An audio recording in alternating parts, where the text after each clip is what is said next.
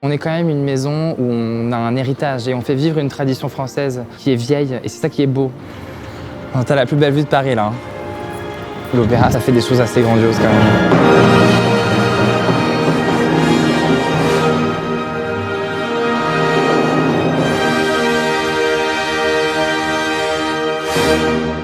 J'ai commencé la danse à 9 ans, à Nantes, au Conservatoire de Nantes, et j'ai intégré l'école de danse de l'Opéra de Paris à l'âge de 13 ans. Ce qui est relativement tard, parce que souvent on intègre l'école aux alentours de 10 ans. C'est sûr, l'opéra c'est 154 danseurs, et en fait, à 42 ans et 6 mois, on part à la retraite. Et pour intégrer l'opéra, il faut qu'il y ait une place qui se libère. Il y a 154 danseurs, pas un de plus, pas un de moins. Donc ça dépend des années. Il y a des années, il y a 5 danseurs qui partent à la retraite, il y a des années, il y en a un. Si c'est ton copain qui est engagé, bah c'est pas toi quoi. Donc c'est clair que...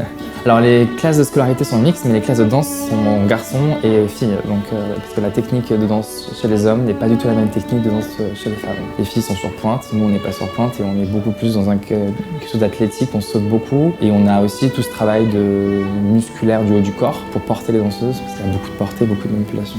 On s'en rend pas forcément compte à 13 ans, 14 ans, parce qu'on est vraiment la tête dans le tunnel et on a un seul objectif, intégrer la compagnie de l'Opéra de Paris. On se rend compte de ce que ça nous a coûté plus tard. Bon là, je vous emmène en répétition. On va dans le studio Nureyev, qui est sous les toits de l'Opéra, pour répéter Raymonda. C'est des contraintes un peu différentes parce qu'on a classique et contemporain, et donc le corps prend un peu cher, quoi. Ça va? C'est le 1. La compagnie de l'opéra, c'est une compagnie qui est très hiérarchisée, donc il y a plein de grades différents. Pour monter les grades, il y a des concours de promotion, donc on est obnubilé toujours par cette envie de monter l'échelle.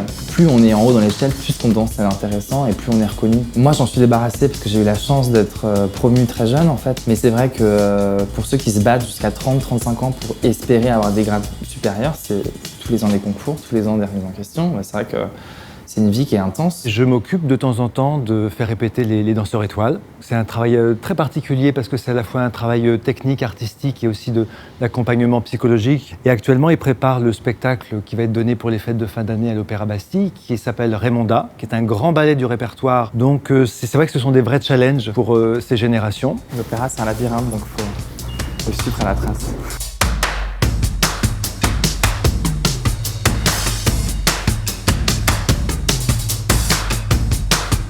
T'as la plus belle vue de Paris là. Ouais, c'est assez stylé. Là, vous avez Montmartre en sublime derrière. Non, c'est ouf. C'est vraiment ouf. On n'est plus à la grande époque des années 80-90 où il y avait beaucoup d'argent pour la culture et que quand on paye 140 € pour voir un lac des Cygnes et que ça dure 3 heures, il faut pas oublier qu'il y a quand même des gens sur scène, mais il y a aussi des gens dans l'orchestre, des gens qui travaillent à la couture, qui nous font tous nos costumes, qui créent les décors, les gens qui peignent les décors, les gens qui font les lumières. Donc en fait, pour un spectacle où il y a peut-être 30 danseurs sur scène, il y a 500 personnes qui sont en train de travailler pour ça, en fait. C'est cher, mais ça fait des choses assez grandioses, quand même. À l'opéra, c'est moderne. Les gens ne s'imaginent pas, en fait.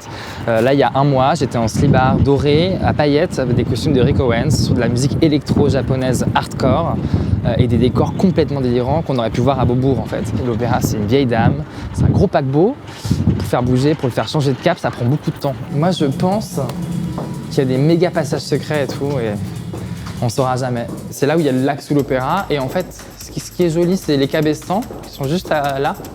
Et en fait, les machinistes à l'époque, c'était des marins. C'est les fondations de l'Opéra Garnier. T'as l'impression d'être au cœur du noyau de l'opéra, quoi. Je pense qu'à mon avis, il y a certains abris nucléaires ou des abris de bombes. Enfin, je pense pas que Charles Garnier pensait à l'époque à ça, mais il doit y avoir, à mon avis, ils ont dû convertir en certains abris. Donc là, on va à la Rotonde Zambelli. C'est un studio de danse qui est assez joli. Franchement, je répète pas ici parce que, comme vous pouvez le sentir, c'est un studio qui est en pente, à 5%. Parce que la scène de l'Opéra Garnier est en pente à 5%. C'est des théâtres à l'italienne.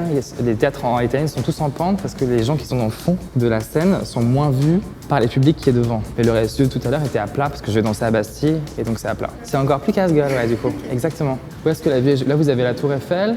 Et puis quand il fait beau l'été, tu vois, On triche parce qu'on n'a pas le droit d'aller sur les toits, mais on y va quand même. Et tu vois, faut être un peu souple, mais en fait, tu passes dans le trou là, puis tu te fous là.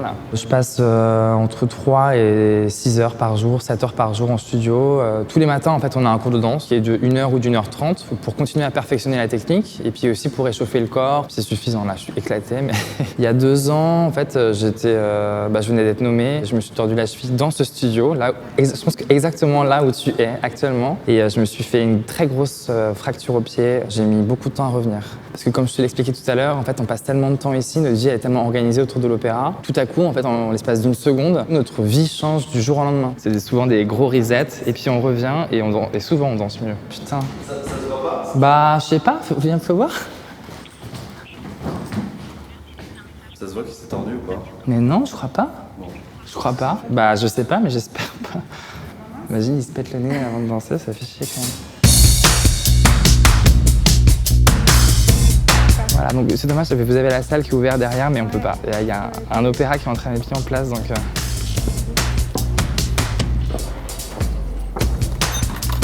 Tu vois, c'est en pente, hein. Black Swan, ça m'a pas trop parlé. Non. Après, j'ai trouvé la performance des acteurs impressionnante, mais c'est un milieu de gens qui sont hyper sensibles, c'est certain. Donc, il y a des fois, ça explose, il y a des fois, les émotions sortent et sont fortes, mais les gens sont pas fous. Donc là, c'est le foyer de la danse. On appelle ça le foyer de la danse. Nous, c'est l'endroit vraiment où on s'échauffe en fait avant chaque spectacle, parce que la scène est juste derrière vous. J'aimerais qu'on accède de l'autre côté, je sais pas si on va y arriver. En fait, il y a une sorte de coursive tout du long. Et en fait, pendant très longtemps, comme les danseuses étaient, il y a 100 ans, en fait, souvent des escortes, en fait, pour vivre leur vie. Elles avaient besoin de mécènes très riches qui les entretenaient. Ils venaient les choisir en se cachant là-haut et ils venaient les voir faire leur bar. Heureusement, la condition de la femme a beaucoup évolué. C'est ouf, hein. Vous avez de la chance, hein, parce que moi, j'y suis allé une fois ici. Voilà. Vous êtes là dans les passages secrets de l'opéra. C'est vrai que sur des chorégraphies contemporaines comme Crystal Pite qu'on est en train de finir, la chorégraphe c'est une femme qui a moins de 50 ans, qui a fait un ballet qui est hyper moderne, qui parle d'humanité, qui parle de sentiments, d'émotions. Donc les gens qui connaissent pas la danse sont forcément touchés. A contrario de Raymonda par exemple, Raymonda là vous avez vu la répétition, on est dans des codes hyper vieux. Nous on n'a pas beaucoup d'armes en fait pour rendre le ballet moderne. Parce qu'on est quand même une maison où on a un héritage et on fait vivre une tradition française qui est vieille et c'est ça qui est beau. On est comme un livre d'histoire. Ce soir je danse dans le ballet Raymonda à l'Opéra Bastille qu'on va danser pour les fêtes. Et je me fais donc maquiller par Pascal qui me maquille à chaque présentation à Bastille. Toi à Bastille, les gens sont loin, donc je pense que c'est important d'accentuer un peu les traits pour vraiment marquer les expressions.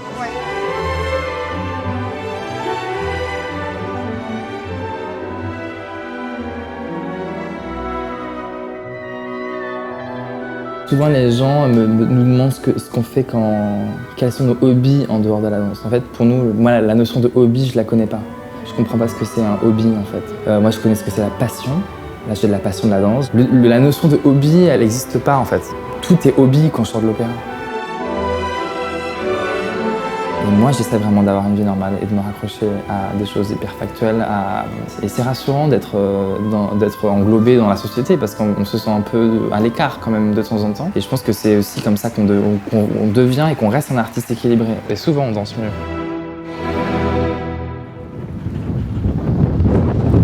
On se caille hein, quand même. Hein. Allez, on y va.